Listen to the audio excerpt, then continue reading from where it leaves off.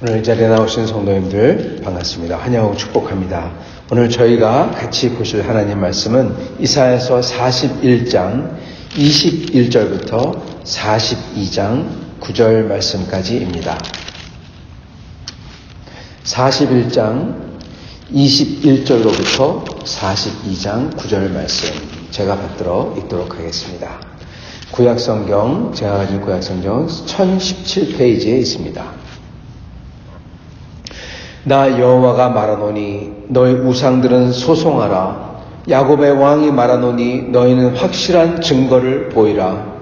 장차 당할 일을 우리에게 진술하라. 또 이전 일이 어떠한 것도 알게 하라.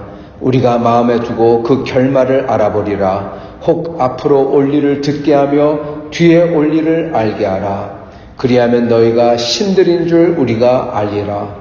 또 복을 내리든지 재난을 내리든지 하라. 우리가 함께 보고 놀라리라. 보라, 너희는 아무것도 아니며 너희 일은 허망하며 너희를 택한 자는 가증하니라. 내가 한 사람을 일으켜 북방에서 오게 하며 내 이름을 부르는 자를 해돋는 곳에서 오게 하였나니 그가 이르러 고관들을 석회같이 토기장이가 진흙을 밟음같이 하리니 누가 처음부터 이 일을 알게 하여 우리가 알았느냐? 누가 이전부터 알게 하여 우리가 옳다고 말하게 하였느냐? 알게 하는 자도 없고 들려주는 자도 없고 너희 말을 듣는 자도 없도다. 내가 비로소 시온에게 너희는 이제 그들을 보라 하였노라. 내가 기쁜 소식을 전할 자를 예루살렘에 주리라. 내가 본즉 한 사람도 없으며 내가 물어도 그들 가운데 한 말도 대답할 좋은 자가 없도다. 보라, 그들은 다 헛되며 그들의 행사는 허무하며 그들이 부어받은 우상은 바람이요 공허한 것뿐이니라. 내가 붙드는 나의 종, 내 마음에 기뻐하는 자, 곧 내가 택한 사람을 보라. 내가 나의 영을 그에게 주었은즉 그가 이방에 공의를 베풀리라. 그는 외치지 아니하며 목소리를 높이지 아니하며 그 소리를 거리에 들리게 하지 아니하며 상한 갈대를 꺾지 아니하며 꺼져가는 등불을 끄지 아니하고 진실로 공의를 시행할 것이며 그는 쇠하지 아니하고 낙담하지 아니하고 세상에 공의를 세우기에 이르리니 섬들이 그 교훈을 앙망하리라. 하늘을 창조하고 펴시며 땅과 그 소산을 내시며 땅 위의 백성에게 호흡을 주시며 땅에 행하는 자에게 영을 주시는 하나님 여호와께서 이같이 말씀하시되 나 여호와가 의로 너를 불렀은즉 내가 내 손을 잡아 너를 보호하며 너를 세워 백성의 언약과 이방의 빛이 되게 하리니 네가 눈먼 자들의 눈을 밝히며 갇힌 자를 감옥에서 이끌어내며 흑암에 앉은 자를 감방에서 나오게 하리라. 나는 여호와니 이는 내 이름이라. 나는 내 영광을 다른 자에게 내 찬송을 우상에게 주지 아니하리라. 보라, 전에 예언한 일이 이미 이루어졌느니라. 이제 내가 새 일을 알리노라. 그 일이 시작되기 전에라도 너에게 이르노라. 아멘. 네, 오늘 말씀은 아주 유명한 말씀이죠. 우리가 잘 아는 대로 예수님에 대한 말씀, 내가 붙드는 종, 나의 마음에 기뻐하는 사람을 보라. 그러면서 그는 외치지 아니하고 목소리를 높이지 아니하고 상한 갈대를 꺾지 아니하고 꺼져가는 등불을 끄지 아니하고, 그리고 모든 민족들이, 섬들이라는 것은 이 세상의 모든 민족이죠. 모든 민족들이 그를 의지하고 그리고 그에게 그를 앙망함으로써 그리고 하나님의 은혜를 그가 베푼다. 예수 그리스도에 대한 예언이죠. 그래서 유명한 말씀입니다. 근데 이 말씀을 저희가 오늘 이 문맥상에 지금 흐름상에서 봄으로써 저희가 단순히 우리가 흔히 크리스천이 생각하는 예수님에 대한 예언, 물론 예수님에 대한 예언이지만 그것도 있지만 대체 하나님께서 선지자 이사야를 통해서 그 당시 백성들에게 뭐를 전하고자, 뭐를 강조하고자 하셨나? 하나님의 뜻이죠, 그게 사실. 그 하나님의 뜻을 저희가 새롭게 재발견할 수 있기를 바랍니다. 오늘 이 말씀은 계속해서 이사야서 40장서부터 계속해서 하나님에 대해서 나옵니다. 사실 이걸 약간 설명해 드려야 되는데 이사야서 36장까지 이 예언과 시편과 묵시록이 쭉 나왔죠. 그러면서 이 36장, 37, 38, 39장은요. 여러분도 아시겠지만은 히스기야와 아수르 침공, 그 아수르를 어떻게 해서 히스기야가 격퇴시키나, 하나님을 의지해서 격퇴시키고, 그리고 히스기야가 자기가 죽는다고 했을 때 하나님께 나아가서 기도해서 어떻게 15년을 부여받나. 그러나 그럼에도 불구하고 히스기야가 죄스러워서 바벨론 사신을 또 동맹을 맺으려고, 하나님이 애국과 동맹 맺지 말라고 했거든요. 왜냐하면 하나님을 믿지 않고 애국을 믿기 때문에. 근데 하나님에게 도움을 받은 다음에 또 동맹을 맺는, 즉 우상을 붙들려고 하는 거죠. 또 동맹을 맺는 것을 하기에 하나님이 심판을 선포합니다. 바벨론이 쳐들어와서 다 가져갈 거다. 바벨론이란 말이 처음으로 언급이 됩니다.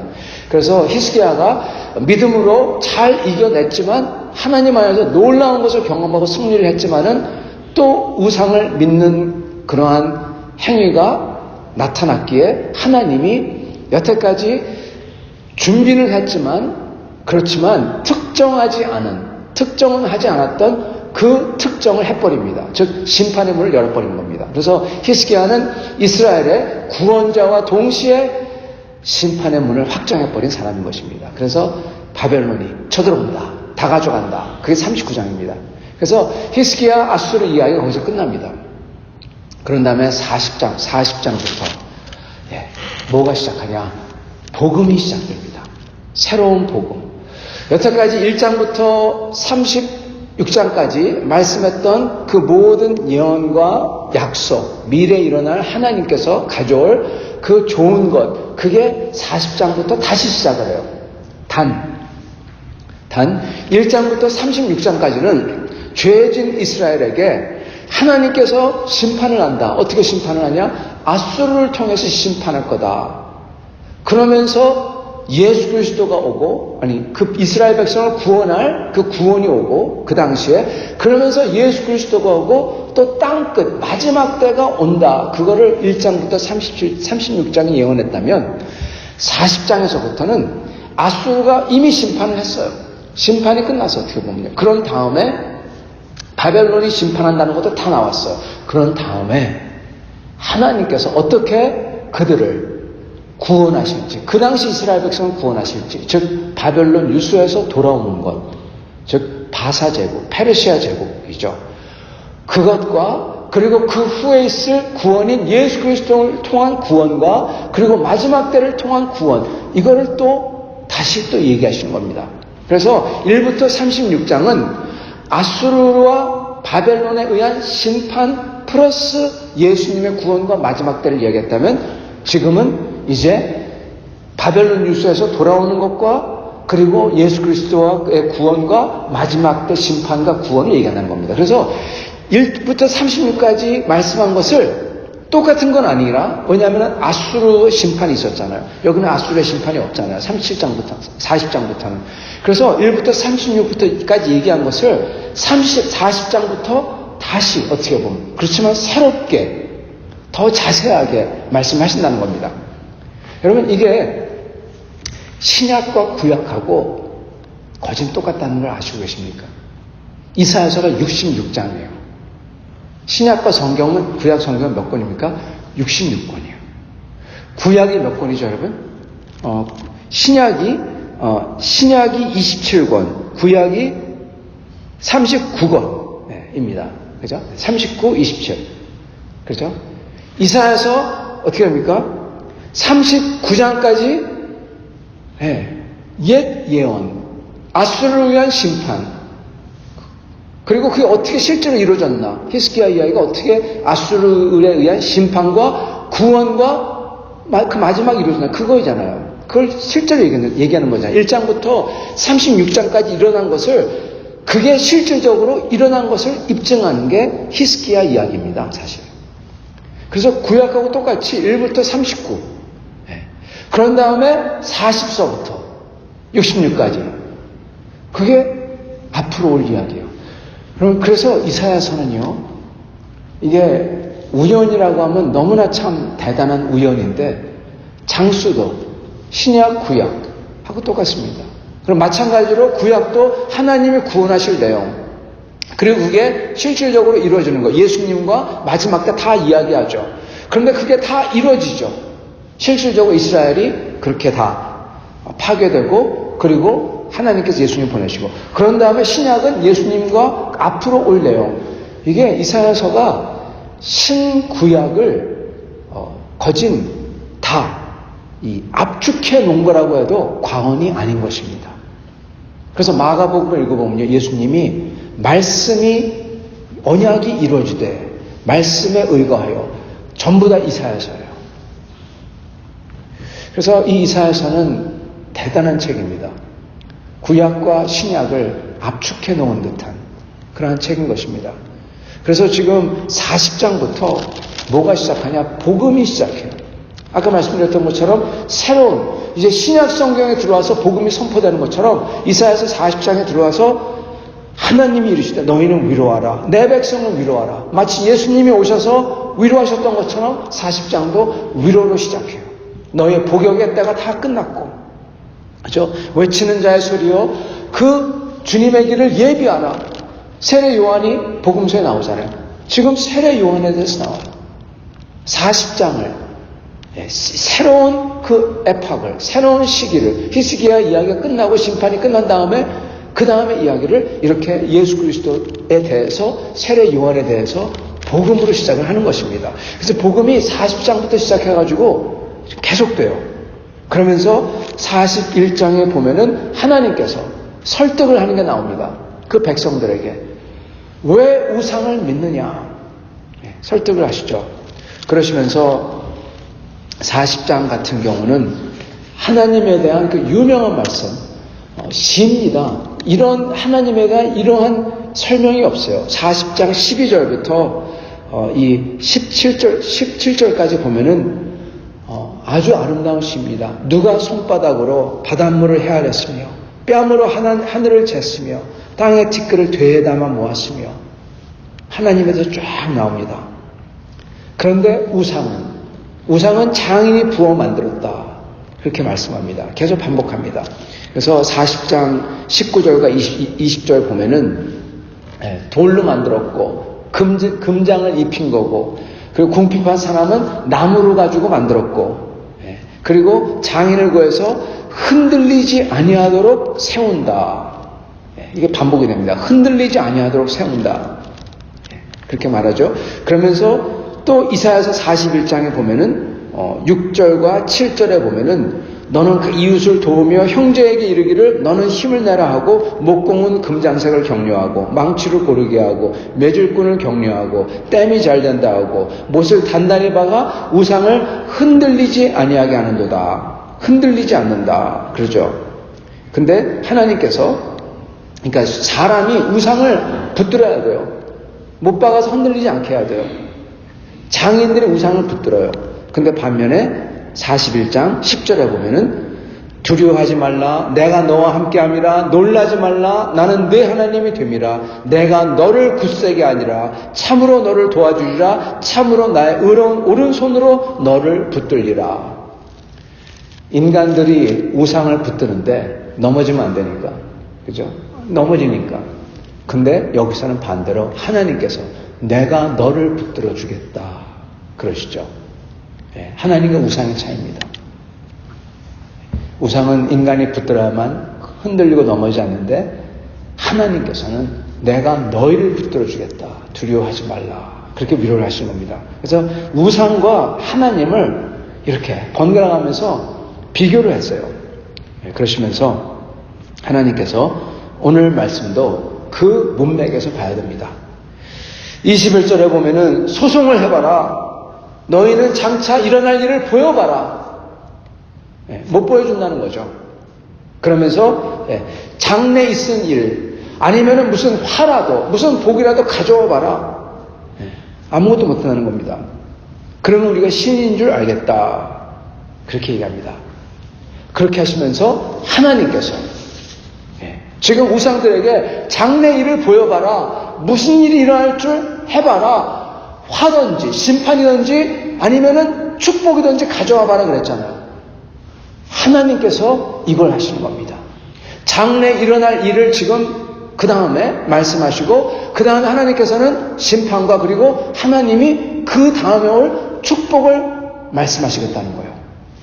해봐라. 못하냐? 내가 하겠다. 이렇다. 보여주시는 거죠. 그게 무엇이냐? 장래일이 무엇입니까? 그게 바로 25절에 나온 겁니다.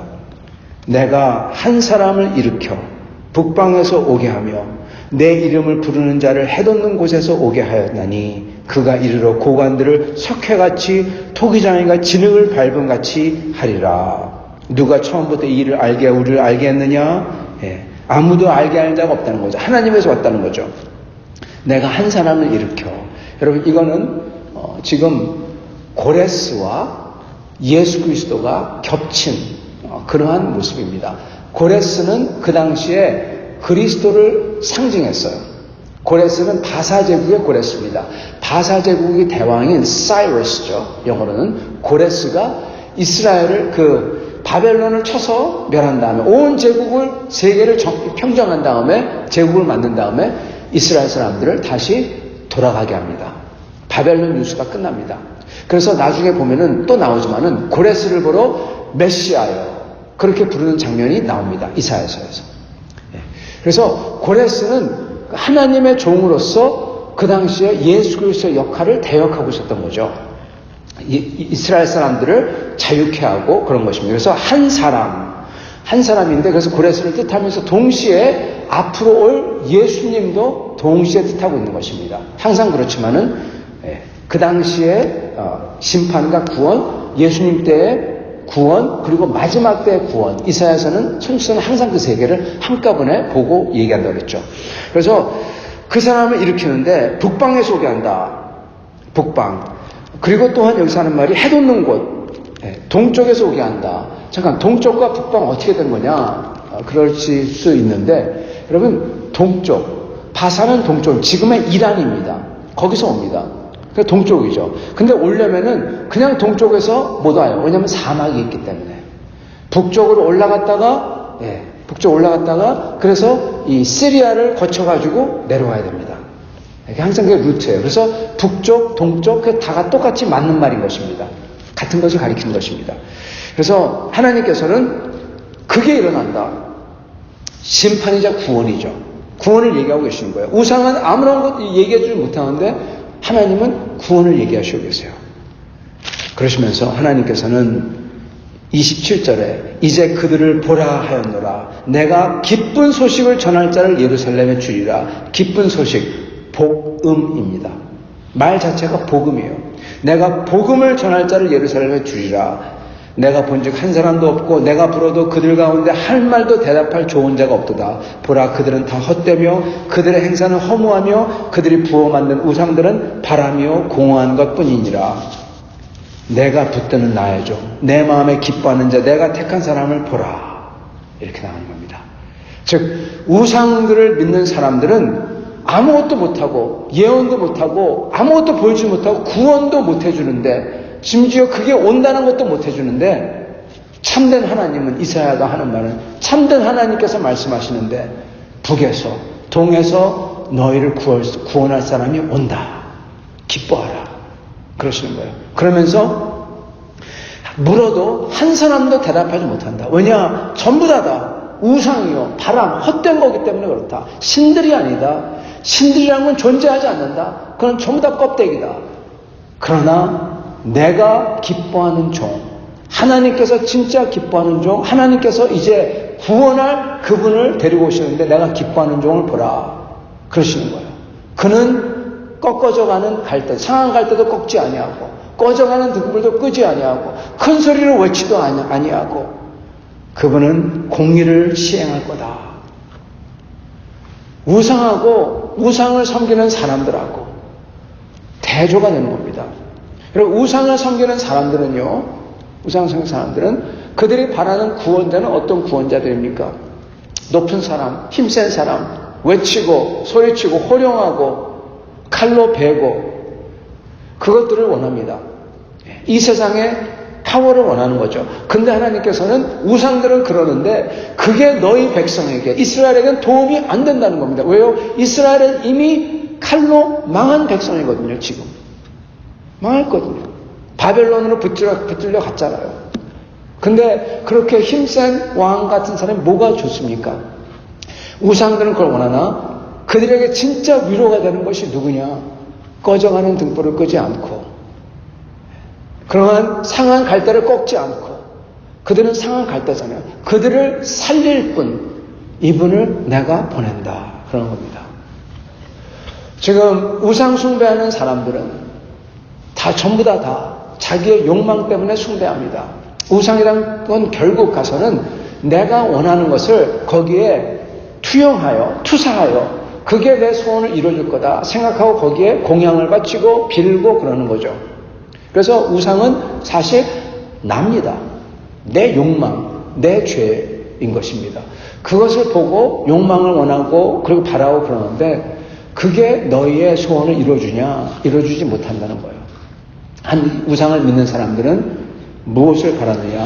힘세고 강한 왕을 바라는데 근데 그들이 처한 상황, 지금 바벨론 유수에 집행한 상황, 그들에게는 하나님께서 보내시는 구원은, 복음은 그들을 구하고 그들을 위로하고 그들을 온전하게 할 분을 보내신다는 겁니다.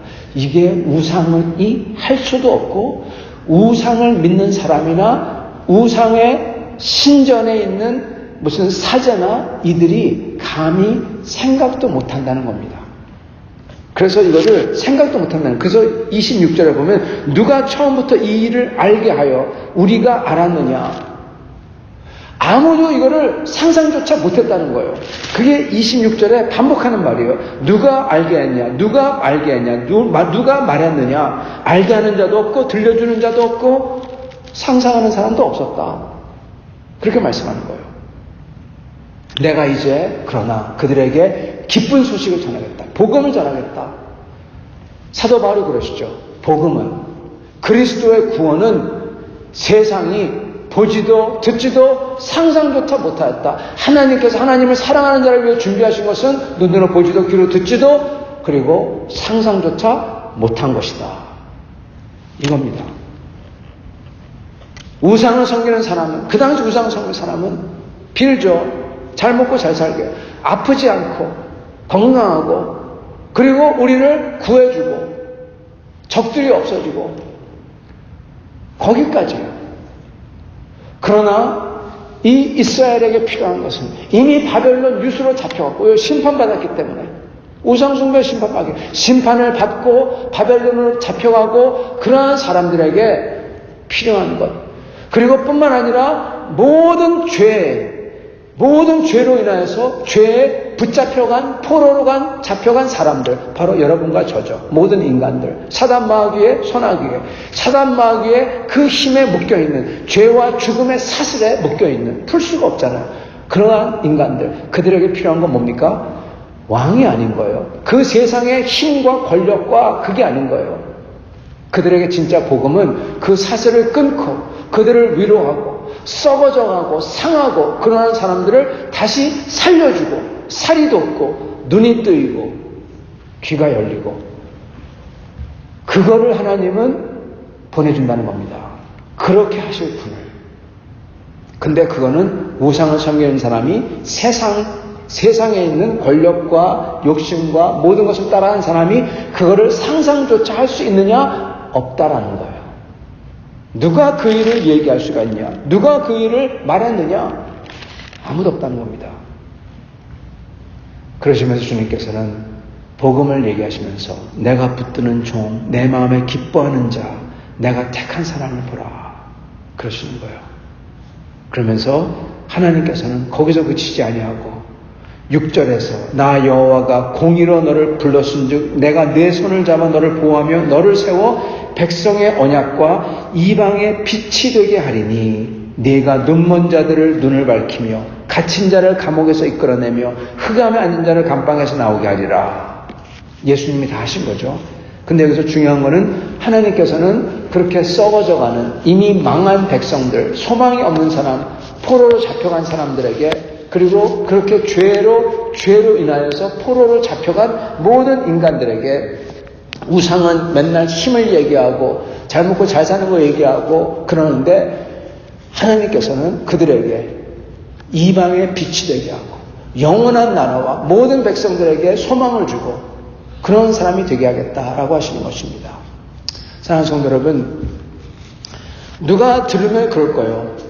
우상도 그렇지만은 하나님도 이러한 약속만 하지 실제로 된 게 어디 있느냐, 그렇게 말할 수가 있습니다. 공수표만 남발한다는 거죠. 좋은 말만 한다. 그리고 전부 다 이것도 이방의 빛이 된다. 전부 다 그냥 두리뭉실한 거잖냐, 그렇게 얘기할 수가 있습니다. 그러나 우리는 아는 게, 첫째, 예수 그리스도께서 오셨고 역사적으로 오셨고, 여기에 말씀한 것처럼 그가 흑암에 있는 사람의 이끌어냈고 눈을 뜨게 했고, 소경의 눈을 실제로 뜨게 했고, 그리고 복음을 전해서 소망을 주셨고, 그가 분명히 죽으셨고 살아나셨고, 역사적으로. 첫째, 우리는 그거를 알고요. 그리고 두 번째, 우상과 그 하나님을 믿는 것, 진짜 하나님을 믿을 때, 우상 따르는 사람들이 하는 말이 우상이나 하나님은 똑같다, 구체적으로 얘기 못한다, 그러지만은, 성도 여러분, 우상을 믿는 사람들은 그렇게 힘과 자기의 욕망을 숭상하며 숭배하며 따라가다가 그걸로 끝나지만, 우리는요, 하나님을 따르는 사람에게는 우리에게 지금 사는 동안에 하나님께서 분명히 주시는 증거들이 있습니다.